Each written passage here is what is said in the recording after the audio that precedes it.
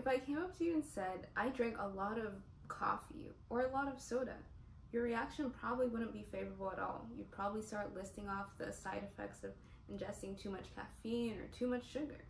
But what if I told you I drank a lot of water? You'd probably say, that's okay, because water is a safe and healthy drink, right? Well, that's most of the case. Today I'm going to talk about a dangerous condition called water intoxication, when drinking too much water could be deadly. First, let's talk about water. Humans are made of 60% water.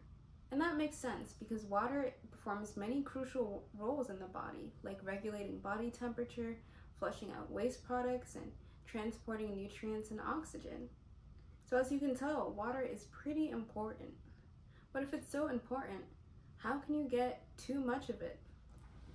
Water intoxication is basically just that, when the cells in your body get too much water. But let's talk about it more scientifically. The human body is all about balance, specifically balancing out the important molecules it needs.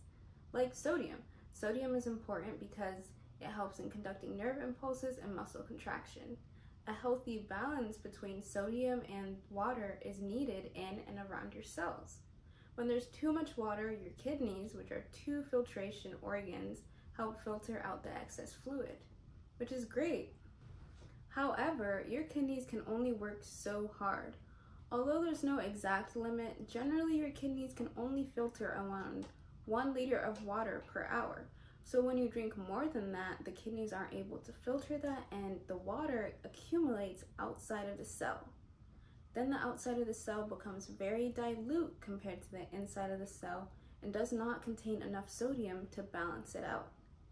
As a result, using the principles of osmosis, the water in the higher concentration moves to the area with lower concentration.